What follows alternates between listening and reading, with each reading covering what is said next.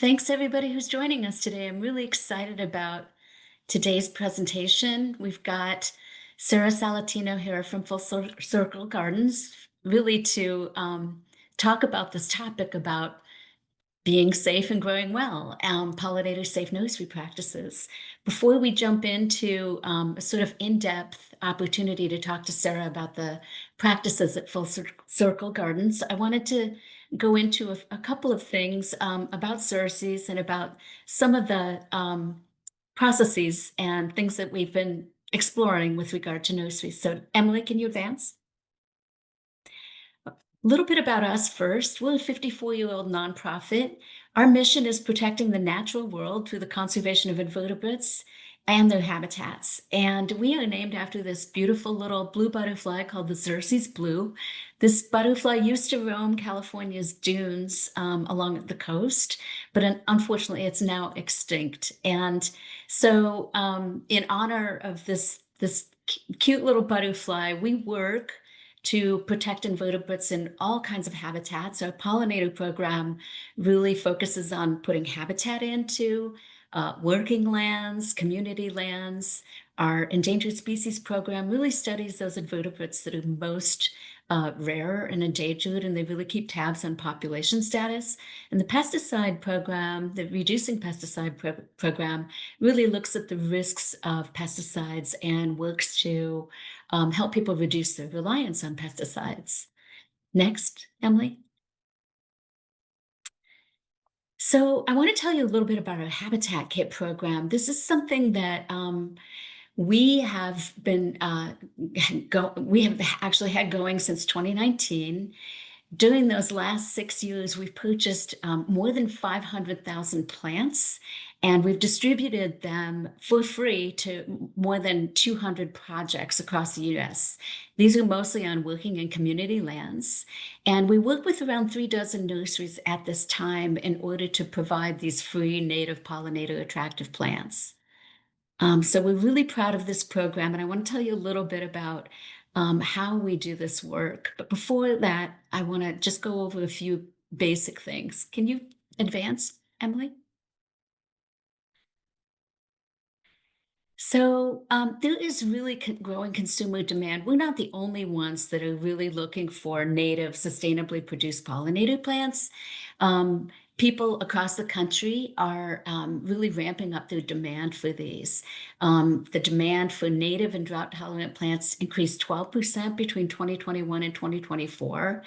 And we've got almost a third of US adults purchasing plants that are beneficial for bees and butterflies and birds. And people are even willing to pay more money for these plants, especially if they can get bee-friendly production methods. So this is something that I think is really, positive signals for these kinds of plants and for all of the invertebrates that we're trying to support. Next slide.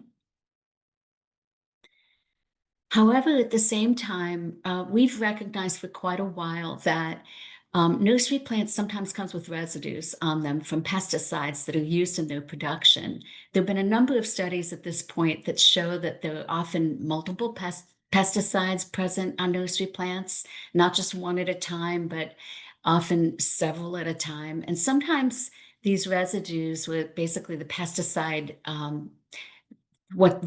that's sort of left on the plant, it can even be at levels that are high enough to kill bees or hurt monarchs. And we're concerned particularly about insecticides and fungicides, which can be harmful on their own or in combination. And just to focus on systemic pesticides, these are pesticides that can get inside plants and leave residues that can be harmful for quite a while afterwards. And we have particular concern about woody plants because they can hold on to those systemic insecticides for quite a long time. Next. So as we have sort of recognized this, we have worked on a number of solutions. And we do this with all of the plants that we purchase. We talk to our nurseries, and we recommend that you too talk to your nurseries. This is a really good approach. to gain basic information about nurseries, but it can be intimidating to people. And so this QR code that you see here, which Amber's going to put links in the chat for this and subsequent QR codes that we're sharing. Um, this QR code goes to a series of videos that our communications team put together. They're really engaging short reels that kind of show how to do this so that it's not so intimidating. Next, Emily. And when you talk to the nursery, you can use this fact sheet to guide your conversation. We really recommend that people ask about the certain practices that nurseries are using, that they look if they can for nurseries that are grown with organic practices. And they go on, next, Emily. Prioritize buying from nurseries with robust and transparent IPM practices. This fact sheet is a really good companion, and it talks about basically the principles of pollinator-safe growing, prevention, monitoring for pest problems, and early intervention if that's needed, and then limiting pesticide harm. All of this is explained more in this fact sheet, which you can find at this QR code as well. And again, if you have any trouble accessing these QR codes as we're going through this, Amber is putting the link into the chat. Next. Now, something that we realized as we began buying all these plants, we're buying a lot of plants, sometimes tens of thousands of plants at a time. And so we began using contract grows.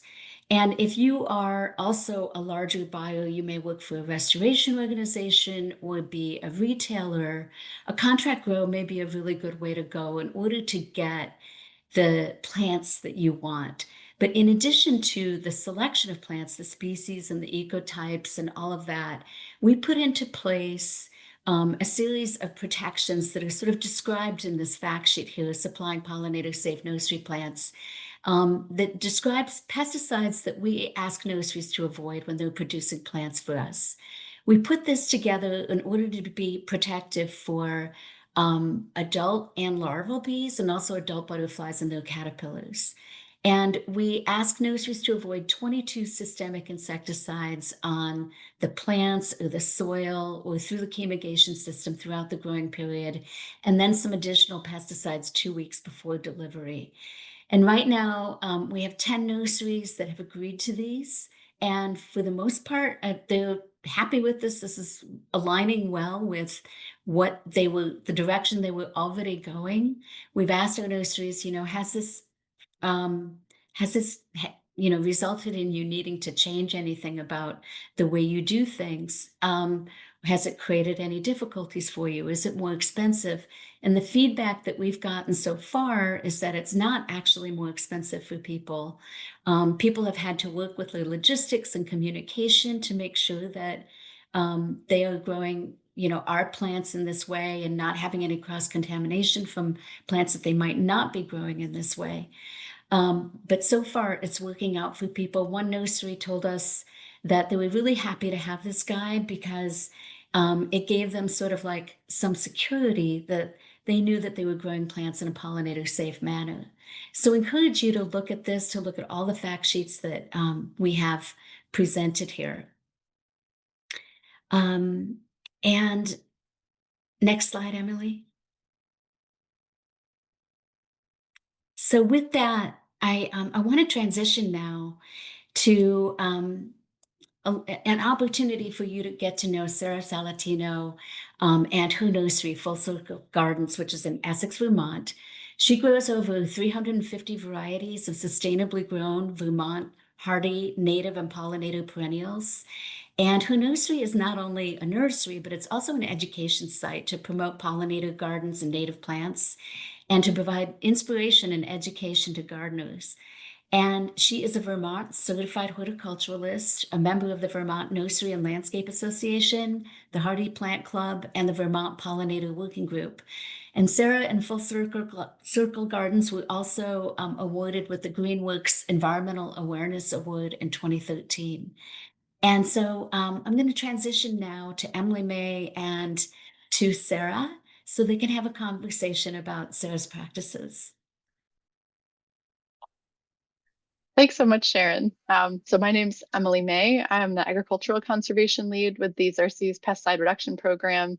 I'm also based in Vermont and have had the chance to visit with Sarah at Full Circle Gardens. And I'm really excited to spend the next 20 minutes in kind of a talk show style conversation with Sarah about her journey as a nursery grower, how she manages pests and keeps her plants healthy, and what she's learned along the way. So thanks for being with us, Sarah. Thank you. I love the opportunity to speak with the Xerces Society and its folks out there. Awesome. Thanks so much. And then just so you know, as Amber mentioned, please put any questions that pop up in your minds along the way into the Q&A, because after Sarah and I have our own little Q&A here, we'll open it up for questions from the audience for Sarah. So let's start in by telling us a little bit about Full Circle Gardens. What do you offer there? What are your facilities like, and how do you propagate? So we began in 2010, and we're a nursery that's kind of out in the middle of nowhere. So we do have some advantages to that. We don't have to worry about pesticide drift. But what I found is when I was doing landscaping in this area, is that there was also the time when branded plants started being more popular and being found in other nurseries. And I really missed my tried and trues that I used for my landscaping. So I decided, well, if I'm growing all these plants here, might as well start a nursery. But it is what we have here is we have an acre and a half of containers on landscaping fabric. We have a 30 by 95 greenhouse. Um, we also do a lot of contract growing. We propagate by cuttings, dividing, winter seeding, plugs, and we also make our own plug trays as well. Um, let's see. What we like to do is we are really into growing non-branded Vermont hardy perennials. Um, and I'm really happy about that because they don't require as many inputs, meaning pesticides and fertilizers and special soils as our native and pollinator plants do and our old tried and trues. Um, so that's it. Great. So can you tell us a little bit about your journey? So how did you end up deciding to start a nursery, and what motivated you to get into nursery growing? Well, I've always loved plants. And since my first encounter that I remember of ripping apart all my grandmother's uh, um, bleeding heart plants to see what was inside, I must have been 3 or 4. She was not amused. Um, but we go forward. And I've always been fascinated with plants, and I've really been helped on um, over the years by my grandfather, who I did a vegetable garden with when I was in high school. But also, I just found that that was the thing that I wanted to do my whole life. However, I ended up going to California, as people of my generation are want to do. If they live in the East Coast, they want to go as far as they can. And I discovered this amazing horticulture program at Cabrillo College in Aptos. And I was lucky to be in the first years of the environmental hort program, which really shaped how I grow today. It was one of the first classes on integrated pest management, and we're talking like 1978. Um, and then I studied botany at UC Santa Cruz. I did field research in Big Sur on researching and identifying plant flora of our area. And then I graduated from college, and life is what happened to me while I was making other plans. I kept trying to get back to growing plants. It just never seemed to work out. All I could think of was this must be like what it was for all the princes to run through the blackberries to get its sleeping beauty.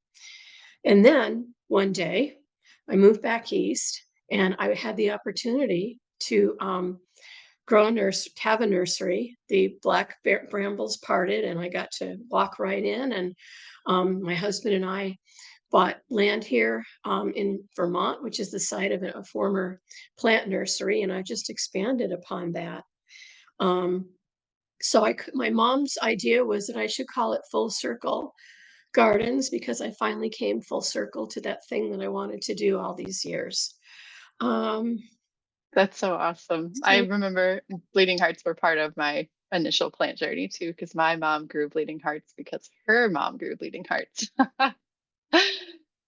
And isn't that beautiful? I love the traditional plants that we have grown over the years, not only in our gardens, but everybody else has some traditional heirloom plants that they keep growing over the years that really mean a lot to them. And I think that's really special. Um, One of the things that has really been helpful over the years is that when I first started, I thought I should know everything. Yeah, that didn't fly. The more I got this nursery going, the less I knew. And I decided to kind of put my tail between my legs. And I started asking around at various nurseries, how do you do what you do? And here in Vermont, I think there's a lot of nurseries that are just so willing to help new nurseries get going, and they really want people to succeed. That's why I became part of the Vermont Nursery and Landscape Association. And another thing that was really helpful is the University of Vermont has an exceptional entomology lab, and they put on these wonderful integrated pest management workshops every year in January, which anybody across the country can attend because they now do it on Zoom. And then from UVM entomology, it led me to the Xerces Society, which is where I get a lot of my information on growing safe plants. Oh, and I have to throw in there too, your extension agency is really good. Not just your state extension agency, but also in other states are really helpful about how to grow um, pollinator-safe plants. Awesome. And you mentioned integrated pest management a couple of times. So it's a good transition to my next question, which is about managing pest issues, which is an important part of being a nursery grower of growing healthy plants. So can you tell us a little bit about what kinds of pests tend to show up at your nursery? And do you find that there's some plants that end up being more susceptible than others? Oh, wow. Well, one of the things that drove me nuts initially is that I just wanted to know how to grow plants. I couldn't care less about insects. And imagine early on, I had a major hissy fit that I needed to learn how insects interface with our plants, good ones and bad ones. And actually, so my feeling is, I've noticed over the years, if you grow it, they will come. We have had aphids, thrips, fungus gnats, leafhoppers, flea beetles, columbine leaf miner, voles, mice, chipmunks, and tussock caterpillars. But also, you have to take into account the larvae and caterpillars of the necessary pollinators and determine who's who are the harmers and who are the helpers. Oh, and this is one of my, oh, I love this. So one of the things I had to do over the years is I observe, I make copious notes, and I watch what's happening. And this is probably one of my favorite caterpillars. It's the giant swallowtail caterpillar. The first year I encountered it, it ate all my gas plants. It defoliated everything in the space of about three days. I was mortified because it takes ages upon ages to grow gas plants. They are one of the slowest growers, and people really love them. So I couldn't even look at it. I was just so heartbroken. So I thought, okay, I got to walk away, just walk away. 2 weeks later, I started to see new growth on the gas plants. And in another month, it was like nothing ever happened. So this is one of the good guys. And I must say they're lots of fun to play with. They are really when you pet their backs, they stick out their red antenna because they want to look like a snake's tongue. In the beginning, they look like bird poop. And you think, okay, not so bad. But then all of a sudden they get bigger and they look like snakes, which I think is genius. And birds really don't like them because they put out a lot of stinky smells if you touch them too much, as I have found out. So one of the things I've had to learn over the years is that the approach to dealing with pest issues depends on the pest. Like I said before, identification is key. Yes, I have to know my insects and their life cycles.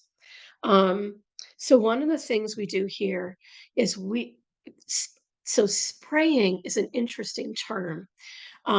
We spray biopesticides. So what does that mean?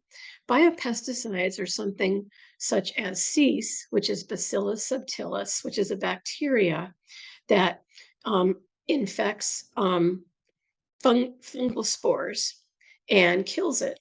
But it's got a name that draws a lot of red flags with people. But this is the terminology that growers use as biopesticides. Another great one is Botanigard. It uses Bacillus thuringiensis, excuse me, to take care of insect pests. And what I've gotten to love how things work on insect pests. Like it gets inside the aphids and it kind of destroys them from the inside. So you have these little brown aphid mummies left over. Um, One of the things we do in the spring is we do have habitat planting, which I think is a nursery grower, that's something you really should consider. We have strips of uh, plants that are conducive to beneficial insects that we grow along the sides of our greenhouse. And there we go. There's two beautiful examples of our habitat planting. The one on the left was taken just recently, and my first thought was, I love zinnias, especially the Bennery giants. And my first thought was like, well, I'm not really doing anybody any good. They're double in petals, but I saw loads of pollinators all over them, syrphid flies, the whole bit. So there's a whole group of plants that will eat eat up nectar and pollen, and when they need um, protein because they've gotten enough carbohydrate and fat, they jump onto the aphids and the thrips and the mites and everything else. So this has been really helpful for us to have these habitat plantings. I think it's really reduced our insect pressure. However, there's always the pests that come from elsewhere.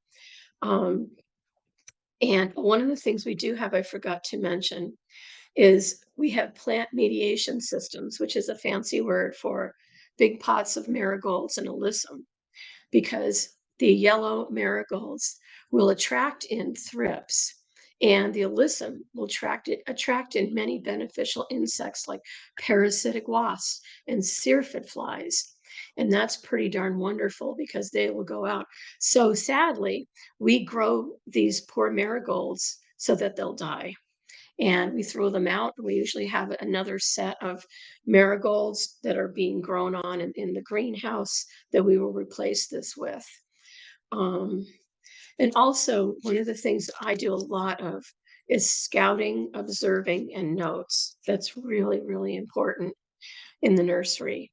And I think to a large extent, um, I have learned a lot from just observing. I could take a lot of classes, which I have, and I'm really glad I have, but just as a nursery owner, and I know it's hard, especially in the spring, but just take time to observe what's going on. What insects are flying in? Put up yellow sticky cards to see who you're attracting in. And even on a large scale, this is something that can be done. So I was curious if you wanted, I skipped over some slides here, but I'll go back. Did you want to talk about the this particular oh, yes. insect pest?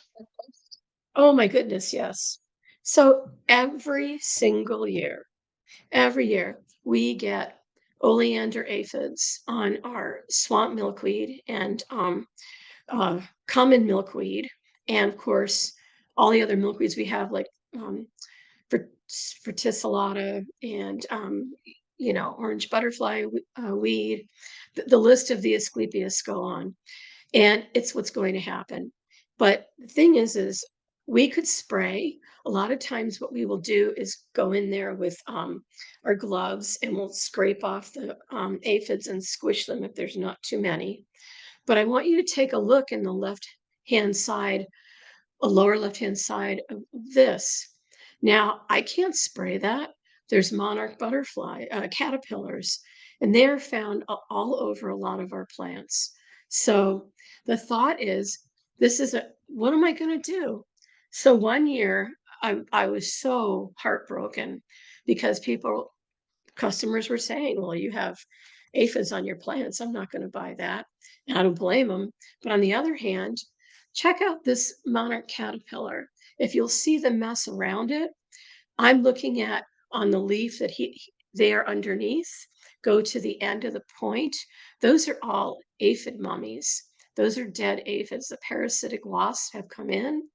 They have laid eggs inside the aphids, and the eggs have hatched.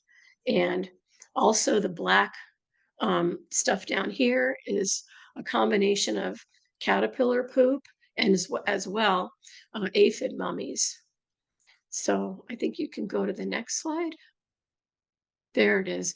And one of the things I'm glad we do is we also have lady beetle larvae. And I like to think that we're the kind of place that practices are so good that we encourage the species to continue, so to speak, with that last slide. So this is one of the lady beetle larvae that I was able to capture a picture of. They're absolutely fascinating. They just rush into the aphids and they eat them all up. So that by the end of the season, we get to the point where there's really not a lot of the aphids, and the caterpillars are able to go into their pupas and do what they need to do. So yeah, just as an example of this is how we observe and make sure that we're doing best practices rather than just spray. Back in the day, it was thought that, especially in the 60s, when I was a little kid, and all the chemical companies started coming up with these pesticides, researching pesticides, the common ideology was you have a pest, you spray it with this chemical, it's all taken care of, case closed. But over the years, we found out that that's just not true, that we can now monitor our pests carefully enough that we don't have to use that so much anymore. So Emily, I you've feel like I'm mentioned, bouncing. yeah, no, I'll chime in here just to kind of Thank you. summarize. You've told us a lot about some of the ways that you approach pest management. You're focused on preventing pests, monitoring, really understanding what's there, understanding also some of the beneficial insects that are coming in to help you take care of some of those pests that come in, being aware and being patient with those pests being present. So I'm curious then, what your approach is to pesticide use. How does it fit into your system? How do you decide what to use and when? And how do you then, what are your considerations for protecting bees and beneficial insects that are on your plants? So one of the things I do use is neem. For the flea beetles and the leaf hoppers, when you spray it on the leaves, it makes the leaves unpalatable for the leaf hoppers and the flea beetles. But that requires getting my lazy behind up early, just before dawn, and make sure I have everything mixed and ready to go, and spraying it on the leaves. So what happens is if you do it at dawn rather than when the pollinators are not active, I think that's really the best than to do it in the evening, because the neem has a chance to dry on the leaves. And I've had really good luck with that. One thing I will do is I'll make sure that when I'm spraying uh, this neem on the leaves, that there's no beneficial caterpillars, shall we say, that I can see on the leaves, because I think you need that. That will kill them for sure. Another thing I use when things get really bad is horticulture oil, and that suffocates a lot of the aphids and thrips and other insects. That's something again that I get up at dawn and spray for, and just let it dry on. As for anything else during any other time of day, I really don't use anything. Um, Case in point, as I started down this path, um, I was growing the most beautiful delphiniums you could imagine, New Zealand hybrids. I mean, if you have a collection of them, I swear they could see them from space. They're so beautiful.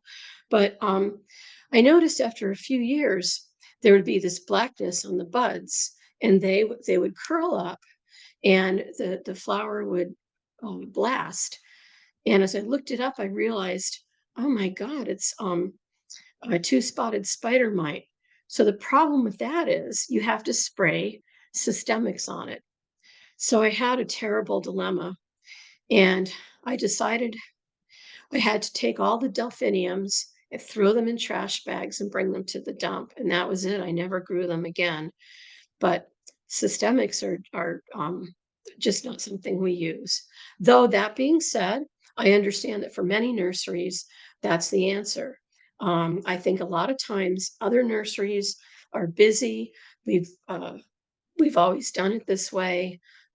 This is what's in our playbook, and that's what we're going to use. But I like to think of myself as a nursery that pays attention and tries not to jump on the first thing. Um, So I'm actually I'll end with a question about lessons learned. But first, this I feel like it's a good transition to asking you about where, if you look beyond your nursery, where do you see opportunities for the nursery industry in general to move towards more pollinator safe practices? You described some things that were very careful. I was glad to hear that you were checking for caterpillars before spraying neem. But oh, different nurseries grow at different scales, and so if you could wave a magic wand, what might you change about standard nursery practice? I think standard nursery practice can change. I really do. I've witnessed a most wonderful plant nursery, very large here in our area that uses integrated pest management, where they used to use, if there's a thing, spray it. And they have really done a great job with it. So it's really shown me that it can be done. When I think so, one of the things we face in a lot of our nurseries here is they buy product in from other places. So, and I think it's important for them to know how their product is grown, a finished product that is, when they buy it in. Um, I have researched, I do need to buy in finished product from time to time because I do like selling native shrubs and trees. And I've been assured, well, the nurseries that I purchased from are absolutely transparent. So I think a lot of education of consumers is really important, how to get people away from, oh, my plant's not perfect, to, oh my gosh, it's got a hole in it. Or because a caterpillar or a larva who's going to turn into something necessary ate it. So I think that's the new mindset that we need to have with our consumers. Um, so, That's great. I think all right. I want to make sure there's time for questions at the end of this. Oh, So yes. I'll have you wrap up our Q&A here by just asking you about some of the big lessons that you've learned along the ways. Are there things you'd like to share about things you've learned doing this for the last 15 years? Well, here's a couple examples of my little friends who have benefited from me working really hard not to use pesticides. And we see these guys plus plenty more all around our nursery. Um, and I, I think education to our customers is key. And I just want to say one last thing. Just remember, when you educate them, you can catch more flies with honey than you can with vinegar. Well, I really appreciate that. I know we're getting some questions in, so this would be a great time if you have more questions to put those into the Q&A. Thank you very much, Sarah. I wanted to, before we open up the audience questions, just mention a couple of resources that are available for folks interested in learning more. One is a video that features Sarah that we just put out in the last 2 weeks. This is a brand new video featuring 3 different nursery managers talking about these kinds of real world pest management stories and solutions. And you can find it on the Xerces YouTube channel, or you can use this QR code to get there. Hopefully Amber also has the URL to post.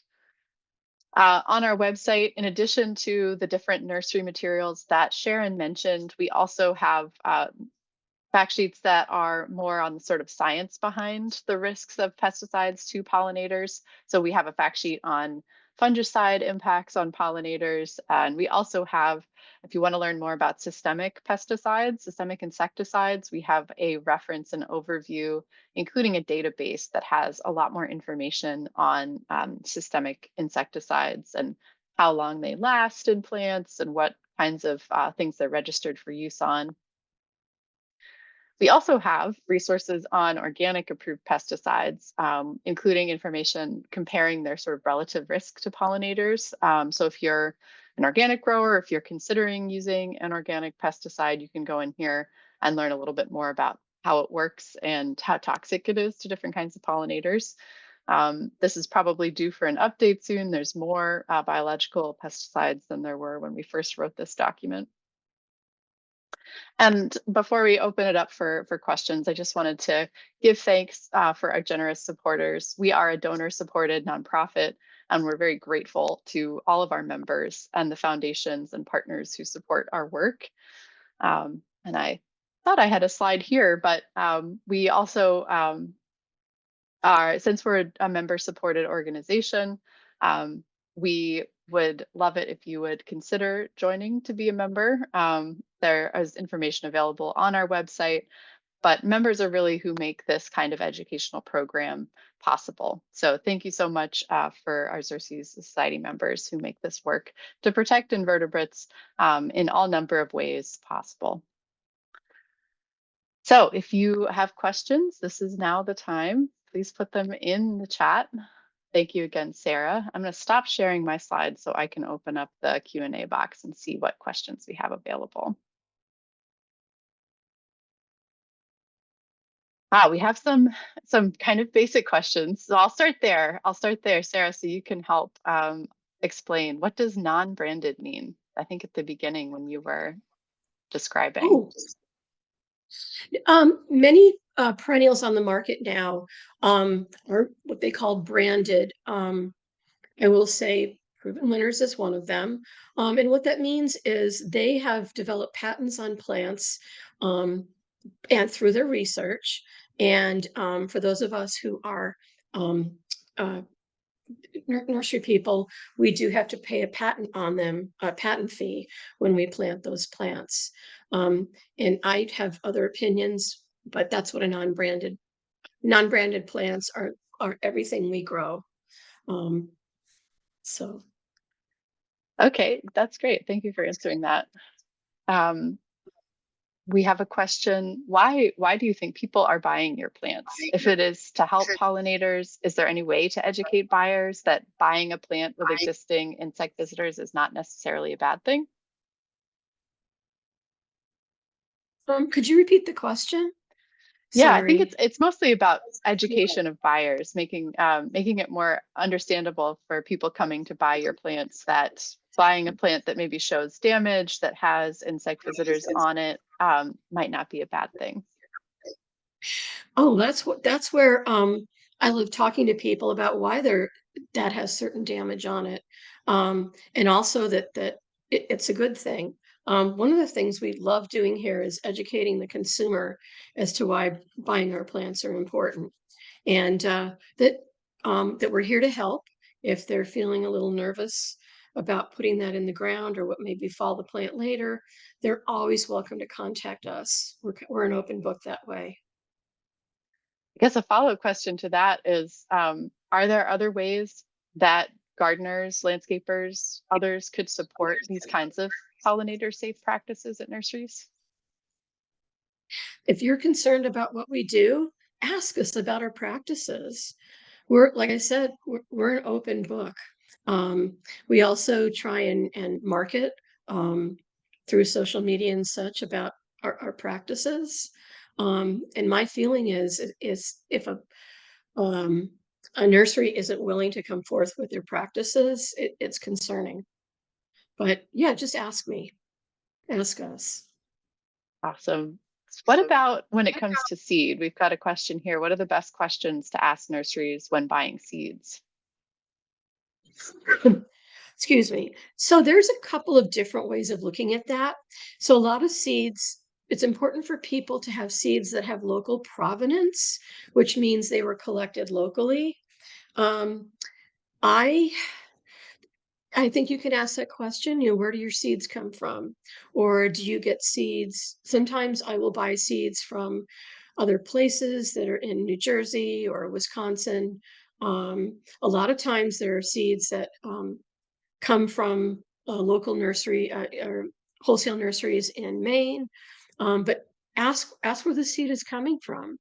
Um, and I've found that the seeds that I buy from these places that are in Wisconsin or New Jersey and Maine do very well here. They may not have provenance, but at least we're getting pollinator plants into the hands of people that want them, certain varieties, that is.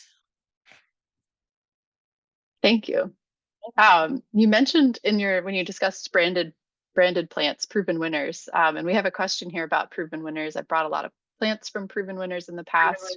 I don't know if you know the answer to this question, but do you know if their growing practices are pollinator friendly? And Sharon, if Um, you have any more information, also feel free to jump in. I know Sharon's done a lot of interviewing of different nurseries. Oh, I'm good. Well, I'll tell you what. Um, Proven winners plants are because of their hybridizing. Um, so energy, when you hybridize and enhance a certain feature of a plant, some of that plant's energy is taken away from other places. So some plants just don't have the vigor. Yes, there are some plants that they grow that do better with uh, staving off pests, but generally speaking, they're not very vigorous, and you do need to use a lot of inputs on branded plants. If you've purchased proven winners in the past, um, over time, the any pesticide that they will have used will have gone out of the plant. I'm pretty sure. So don't worry about that. I mean, I think there's a lot of buyer's remorse that or native shaming, as you will. So don't feel bad about that. Just keep it growing. Sharon, I didn't know if you wanted to chime in. I saw you come off mute. Um, I I have not interviewed Proven Winners. It's a huge company. They propagate basically starts for many different nurseries. You might find them, plants within a Proven Winners branded pot at many different places. And sometimes other nurseries will buy these and then grow them out, grow them to size. Um, since my understanding is that they're primarily a propagator, that when we are well, first of all, we prioritize interviewing nurseries that we're buying from, although I have interviewed many nurseries that we don't buy from directly. I have not interviewed proven winners, so I can't say anything specific about their practices. Thank you. So I'm going to ask two questions here together. One is that someone was asking about how you approach rodents, such as rats, mice, and squirrels, often found in cities. But there's another question about how you mentioned that you're out in the middle of nowhere. Um, so maybe we can do both at once here. One is about how you encourage people to get to your nursery, or where you're situated, where you sell plants, and then the other is how you handle rodents. Okay, so I'm kind of off the beaten path here in Essex, Vermont. We're probably 2.5 miles off of our state Route 15. We're on Google, so we're findable. Um, so come see us if you're in the area. We have lots of people come from way out of state, and it's really fascinating to hear how they heard about us. And I thank them for finding us. Ah, rodents. Well, I am grateful I have a dog. She's really good at catching some rodents. However, we do put our plants under cover at the end of the season, and which is thick foam covers that we weight down with pavers. And unfortunately, I'm not thrilled about this, but I have to put down rodent bait. Otherwise, we'll lose just about everything over the winter. And that's where I feel like my organic certification would fall short. That's why I'm not organic certified unless somebody has another idea. I tried organic rodent bait. Didn't work for me. But what we do is after it's time to uncover the plants, we take each um, mat and we unroll it, and I go behind with my litter picker upper in my bucket, and I pick up all the blocks and the dead animals and rodents and take them to the dump. But they can be a real mess. A lot of times what I'll do is if I have time, especially like this time of year, or I will actually set big rat traps or chipmunk traps to trap rodents. But I'm finding that we have these years, and this is one of them, where the rodents are doing great. Our predators are a small population. If I've trapped a rodent, I have a fence post where I set up the rodent so that we can get the hawks to come in. However, if the rodent has been poisoned underneath the winter mats, that is something I take to the dump. I don't let that out. But it's really tough. They can do a number. Generally, we lose about 10% of our plants each year. So that's why I feel like I need to do what I need to do. That makes sense. All right. I'm going to actually throw in a question here for Sharon, which is about pesticide residue dissipating over time. And can you clarify whether that includes systemics? Yes, I mean, if there's not another source that the plant is taking up, in other words, like if there's no pesticide in the soil, or if you're not continuing to apply a pesticide to a plant, pesticides will break down over time. The systemics, they tend, because they're inside the plant, they can break down more slowly than if they were exposed to sunlight and exposed to sort of the rains and other forces that sort of help pesticides to sort of leave the plant tissue. And that's one reason why we have some concerns, because often, the concentrations actually will be lower if they're applied that way. When people spray a plant, often the concentrations can be really high for a few days, a few weeks, and they drop off rapidly. But when a systemic insecticide is taken up inside a plant, it's kind of this chronic low level, often for quite a while. But again, if there is no additional source from the outside, whether that be soil or additional spray or drift, from a offsite application, those pesticides will dissipate over time. Thank you, Sharon. So we have a question here from Wally, and I don't know where Wally is located, but they've been growing milkweed for years and have never seen a monarch larva or adult. Why might this be? And I'm also curious, Sarah, if you have noticed which of your milkweeds the monarchs seem to most prefer. Oh, Wally, I feel heartbroken because the same thing is happening here. I would like to think, hey, monarchs love all my milkweed, but I swear to goodness, the last couple years we have had the cleanest, most green, unbitten milkweeds, the Syriaca, that you have ever seen. Where they do hit though is the swamp milkweed, and I have several different types of milkweed that I'm growing.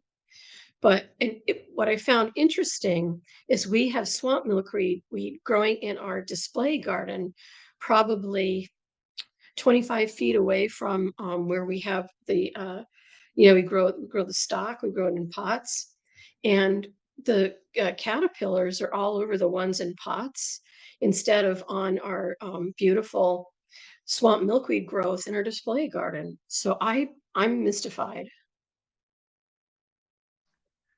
Wally, that explains it. Wally's in Utah, and there are certainly there's less monarch presence in the Intermountain West. There's fewer Western monarchs reaching all the way up into Utah and making it into that part of the breeding range. So it's not as surprising that you would never have seen a monarch larva or adult up there.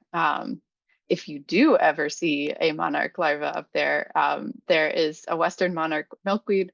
What is it called? The WMMM, Western Monarch Milkweed Mapper, where you can put in your observations online, which helps track where Western monarchs are breeding and where milkweed is present. So would encourage you to check that out. Maybe you can also see from the existing observations whether there have been monarchs sighted around you.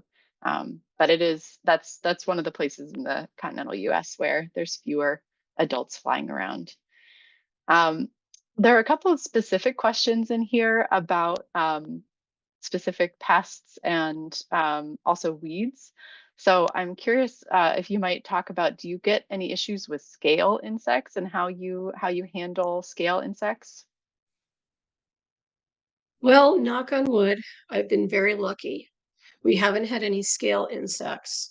Um, but what I've seen at other nurseries is um, so I visited a friend's nursery not too long ago, and so don't tell her I did this, but I went through with my thumbnail and picked them all off. But yeah, I've been very, very lucky. I'm sure they're coming. All pests are coming. Yep, and I will say I had magnolia scale on my magnolia, which is the largest scale insect. It's a half-inch long scale insect, and I had really good success with sanitation. So usually I would leave the leaves, but in this case I bagged up all the leaves after also pruning the really infested branches, and the next year they were much less present.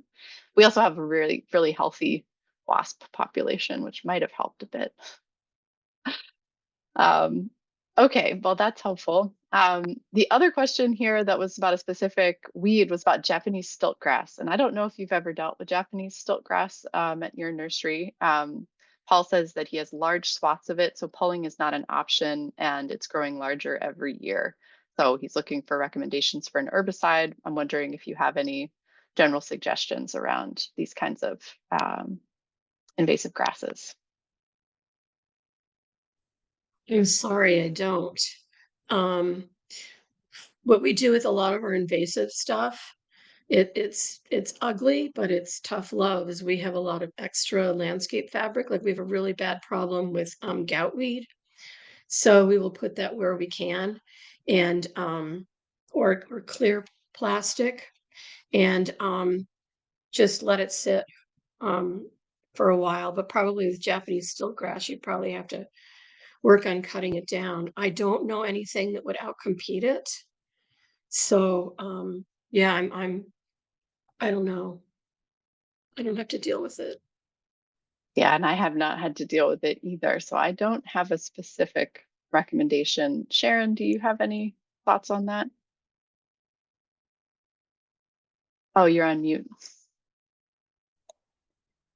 I don't have specific experience with that particular weed. Oftentimes I looked it up briefly and it looks like it prefers forested habitats, but also can get into lawns.